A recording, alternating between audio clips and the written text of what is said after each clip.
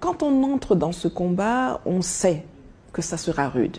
On le sait, on se prépare physiquement, psychologiquement, même si je dois avouer que quelle que soit l'anticipation que vous avez quand vous êtes vraiment confronté à l'adversité qui est là, il faut avoir les reins solides, on va dire. Hein. Donc ça va de partout. C'est les menaces de mort, c'est le harcèlement financier, on essaye de terroriser votre entourage pour vous isoler socialement, familièrement. On essaye de vous précariser financièrement, on essaye d'atteindre à vos vies. Mais tout ça... Vos comptes ont été plusieurs fois bloqués. Mais enfin, mes comptes sont bloqués, oui, généralement, ils sont plus réouverts, donc... oui, les comptes sont... C'est ce que j'appelle la précarisation financière, parce que qu'est-ce que vous voulez faire aujourd'hui dans un monde où vous ne pouvez pas avoir de compte bancaire, où on vous assimile à des trafiquants de drogue, à des vendeurs d'armes, à des terroristes, alors qu'on ne fait que se battre pour notre dignité. Mais d'un autre côté, je savais que je trouverais cette adversité et je dois avouer que l'adversité des Occidentaux ne me gêne pas. Celle qui me touche le plus, c'est l'adversité de nos frères, ceux qui nous combattent pour défendre les intérêts des autres. Ça, je dois avouer que ça me touche un peu plus que tout ce que les Occidentaux et les autres, France, États-Unis, machin, peuvent faire contre nous. Ça, je m'en tape. Mais quand on est interdit d'entrer dans des pays africains, ça me touche. Quand ce sont nos frères qui nous attaquent, qui nous insultent, qui nous dénigrent, certaines fois on se dit, mais on se bat pour vous et pour vos enfants. Est-ce que ça vaut vraiment la peine de continuer? Et puis après on regarde, on voit que bon, c'est quand même assez résiduel par rapport à tout ce qu'il y a de positif et on continue. Où trouvez-vous les moyens pour survivre dans cette persécution presque généralisée? Est-ce qu'il vous faut vivre également, vous et votre famille? Qui vous finance, Nathalie? Ah, ben écoutez, j'ai eu la chance dans ma vie de pouvoir travailler. C'est vrai que beaucoup de gens pensent que je suis née dans l'activisme. C'est pas du tout le cas. J'ai eu une carrière avant. Ouais. Après des études en sciences politiques, en communication et journalisme. Tout à fait. Et donc j'ai fait carrière, j'ai travaillé d'abord dans la com, ensuite j'ai travaillé en tant que DRH dans des grosses multinationales au Cameroun, au Nigeria, en Côte d'Ivoire, au Ghana. Une grosse société de téléphonie mobile? Oui, aussi. Avant ça, c'était une grosse société de shipping et conteneurs. J'étais dans le parapétrolier. Donc j'ai eu quand même la chance de pouvoir bien gagner ma vie et de pouvoir investir un peu ce que j'ai gagné, ce qui me permet aujourd'hui de continuer. C'est vrai qu'on peut dire que sur les plateformes de réseaux sociaux, il y a aussi de la rémunération qui vient.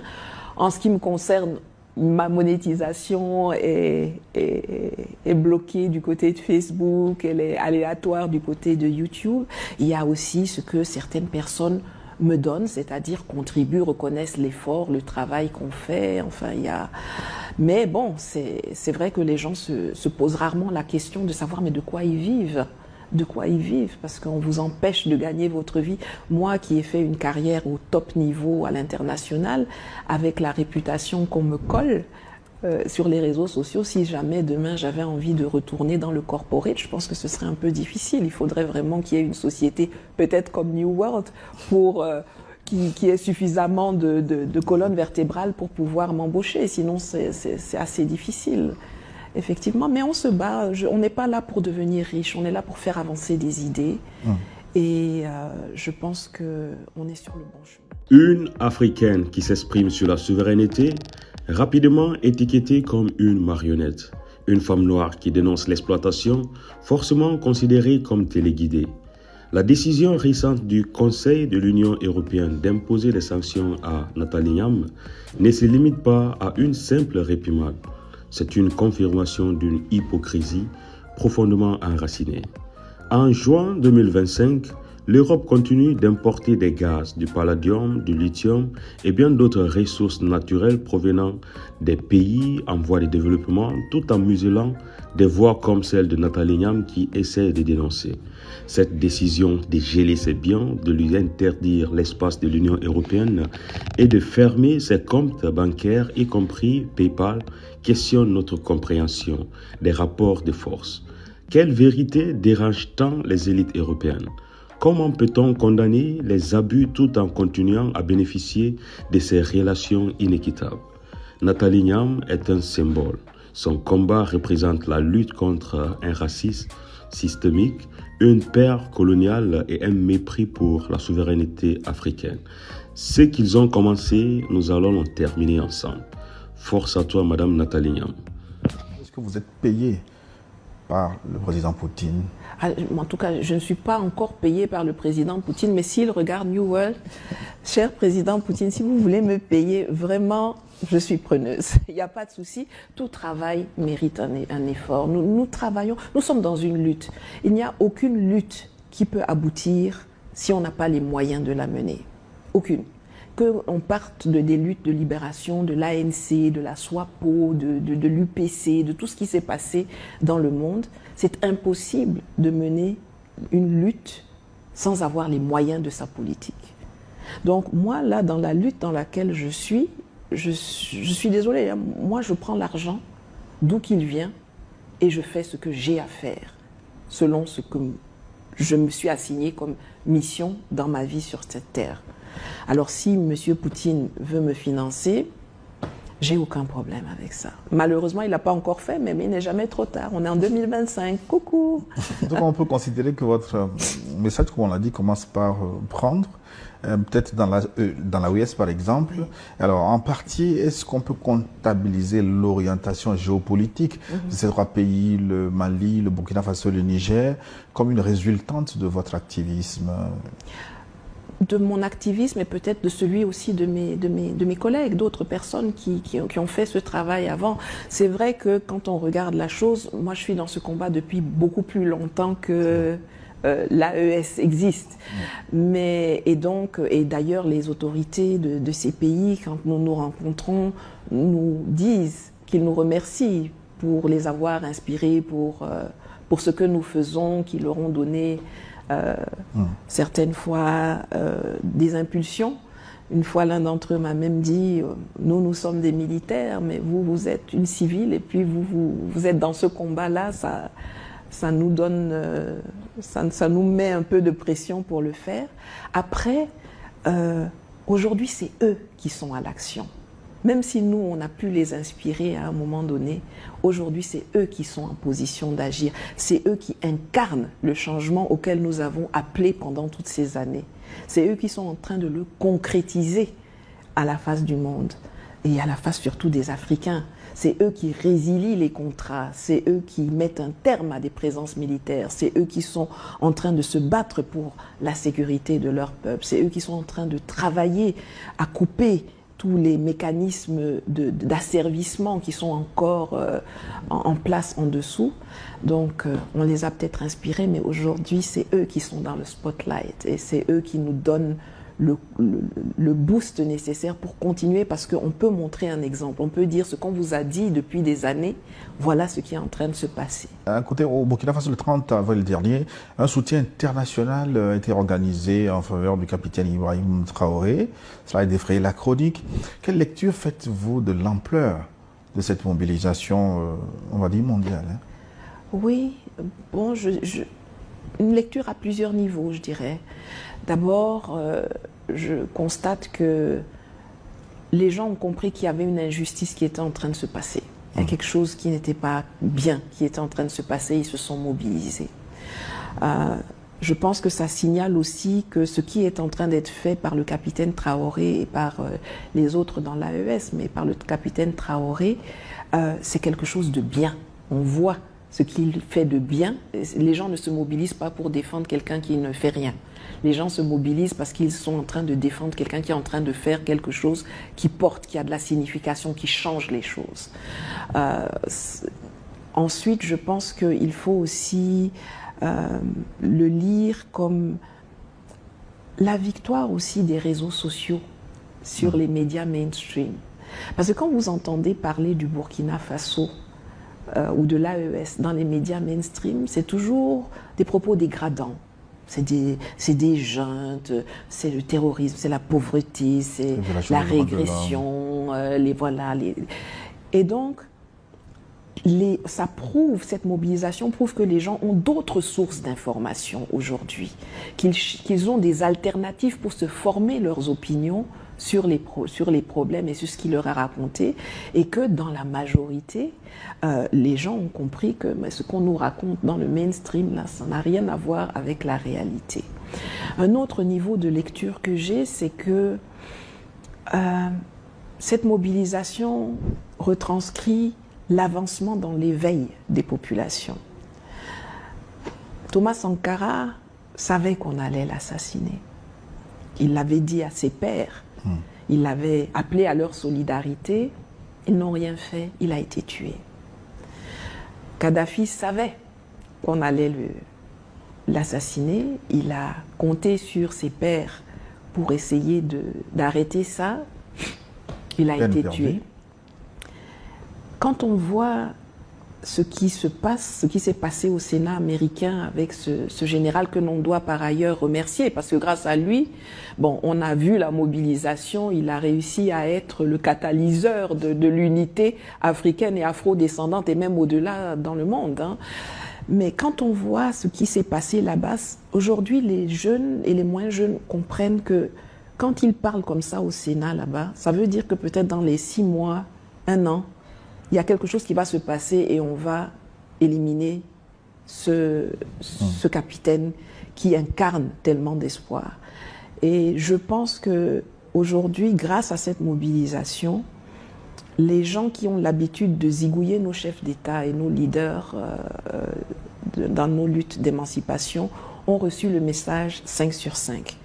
À l'époque, vous pouviez les éliminer et il ne se passait rien. Mais cette fois-ci, là, si vous touchez un poil, je ne dis pas cheveux parce que je crois qu'ils n'en ont pas beaucoup, mais un poil de nos gens-là, il y aura des répercussions chez vous. Ce ne sera pas seulement chez nous. Et c'est pour ça que vous voyez des gens, que ce soit de Jamaïque, qu'il y avait des manifestations un peu partout, à Berlin, à Paris, partout. C'était pour bien leur faire comprendre que le monsieur qui est là-bas, là, et ses camarades, là, si vous les touchez, nous, on devra subir des répercussions parce que vous tuez nos leaders. Mais vous, vous allez subir des répercussions aussi chez vous. Dans les 3 pays, ces 3 pays, le Mali, le Niger, le Burkina Faso, les partis politiques sont suspendus, les élections reportées au Saint-Glinglin. Est-ce que ce n'est pas une menace pour la démocratie, Nathalie Yamb? Qu'est-ce que c'est la démocratie? Je veux dire, est-ce que c'est la démocratie que nous voulions en Afrique? Vous savez, en politique, il y a les moyens et il y a la fin. On a réussi à faire croire à certains que la démocratie était la fin.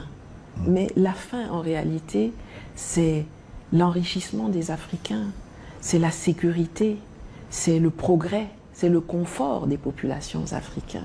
C'est le fait de pouvoir vivre dignement, en sécurité, confortablement en Afrique. C'est ça la fin. On a des moyens, on nous a fait croire que la démocratie était un moyen pour arriver à cette fin. 30 ans après l'instauration de la démocratie bolienne, bon, on a vu là où on est arrivé, c'est pas là. On est arrivé dans le terrorisme, on est arrivé dans la gabégie, on est arrivé dans la violence, on est arrivé dans le néocolonialisme appauvrissant. Donc, je suis assez ravie que les partis politiques et la démocratie aujourd'hui soient mis à nu et que nous soyons tous d'accord qu'ils ne nous ont pas amenés là où notre objectif est. Vivre mieux, vivre en paix, vivre dignement en tant qu'Africains en Afrique. Vous ne craignez pas des dérives dans le futur? Des dérives dans quel sens? La dictature qui s'éternise, le pouvoir fort qui... Bon, voilà la démocratie qui s'éternise. Vous avez vu où on est? Vous savez, moi, ce n'est pas l'architecture du mode de gouvernement qui m'intéresse. C'est la finalité. Qu'une personne soit en civil ou en uniforme, qu'une personne soit dans un régime présidentiel, dans une monarchie, dans une dictature ou dans un régime parlementaire, peu importe. Ce qui importe, c'est qu'est-ce qu'il fait à la place où il est. Si c'est un dictateur, mais que ce dictateur-là fait que les conditions de vie s'améliorent, que les gens vivent mieux, qu'ils peuvent scolariser leurs enfants, qu'ils peuvent se soigner chez eux, dans leur pays, sans avoir à prendre l'avion s'ils sont riches ou à mourir s'ils sont pauvres. Mais le dictateur là n'a qu'à rester. Il nous arrange. Singapour, dont on parle aujourd'hui, là, c'était pas la démocratie, hein. Mais, voilà, on cite le pays en exemple. Donc, ces catégorisations, démocratie, dictateur, c'est pas ça. Ça, c'est des mots, c'est des habits. Qu'est-ce que la personne qui est là fait? Si elle travaille pour les intérêts de ces populations, elle n'a qu'à rester. Si vous l'appelez dictateur, soit, appelons-le dictateur, il est le dictateur, il n'a qu'à rester. Maintenant, si c'est un démocrate, mais qu'il ne faut rien, bon, il n'a qu'à partir.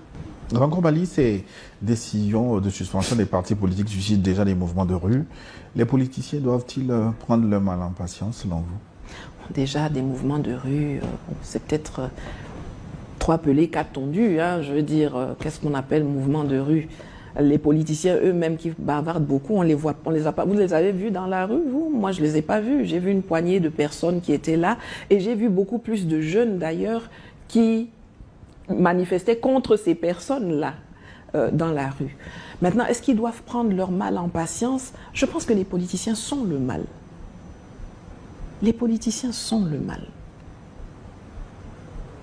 Ils nous ont montré depuis tellement longtemps qu'ils sont les instruments par lesquels on passe pour nous maintenir en bas, pour faire qu'on accepte des choses qui sont inacceptables. Il n'y a aucune raison que quand on arrive en Afrique, on nous dise que le seuil de pauvreté, c'est quand tu vis avec moins de 2 $ par jour. Mais quand tu es en Europe, le seuil de pauvreté, c'est quand tu as moins de 1 000 € par jour. Pourquoi? On n'est pas tous humains. On est tous des humains. D'abord, pourquoi nos politiciens acceptent ça? Les hommes politiques nous ont montré qu'ils sont le mal. Donc, ils n'ont qu'à prendre leur mal en patience. Ils sont en bonne compagnie là-bas avec le mal, puisque eux-mêmes sont le mal. Je n'ai aucune pitié pour les hommes politiques. Et je le dis d'autant plus sereinement que moi-même, j'ai travaillé à la mise en place d'un parti politique à l'époque en Côte d'Ivoire. Donc, j'ai essayé cette façon de contribuer au combat. J'ai vu ses limites, je ne suis plus là-dedans et je suis donc très décomplexée pour le dire aujourd'hui. Donc sur le basculement politique ou géopolitique de l'AES vous semble durable? Est-ce que c'est un mouvement qui s'inscrit dans la durée? En tout cas, je l'espère et j'y travaille. C'est essentiel pour nous qu'il soit durable et je travaille à ce que je fais ma part pour qu'il puisse s'inscrire dans la durée. Vous savez, quand vous regardez notre histoire récente, vous voyez que tout se passe par cycle de 30 ans. On a eu d'abord l'esclavage, la colonisation, puis donc dans les années 60 l'indépendance. On a essayé l'indépendance, on a vu au bout de 30 ans que l'indépendance qu'on nous a donnée n'était pas une indépendance. Et donc, cette aspiration à de nouveau de la liberté s'est retranscrite par une aspiration à la démocratie dont on parlait tout à l'heure. Alors, on nous a donné la démocratie bolienne. Mitterrand s'est assis, il a mis ses élèves à côté là, il leur a dit, vous rentrez, vous allez faire le multipartisme et les élections, ce sera la démocratie. Mais ce n'est pas le multipartisme et les élections qui sont la démocratie.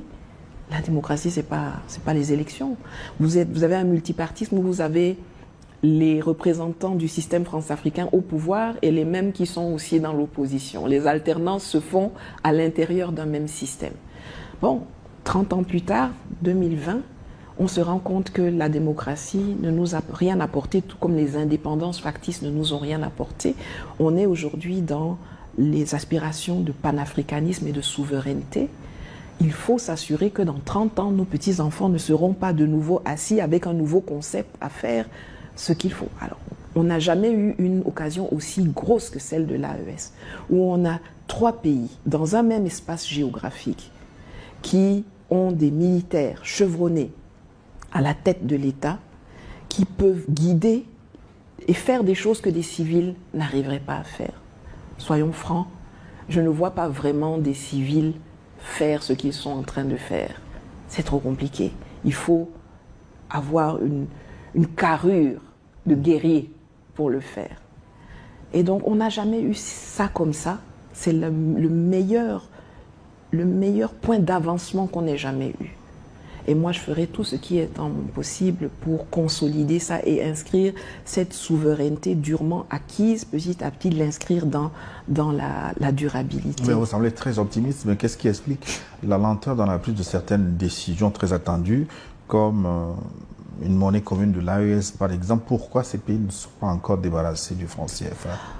Bon, vous savez déjà, une monnaie, on ne s'en débarrasse pas comme on s'en débarrasse de billets de Monopoly. Hein, on est dans la vraie vie. Il y a beaucoup de travail qui se fait qu'on ne voit pas. Quand vous lancez une monnaie, il y a des pièges à déjouer. Vous savez que les gens vont vous tendre des pièges. L'histoire nous l'a appris. Il y a une confiance à bâtir. La monnaie, ce qui fait la valeur d'une monnaie, c'est la confiance qu'on lui prête.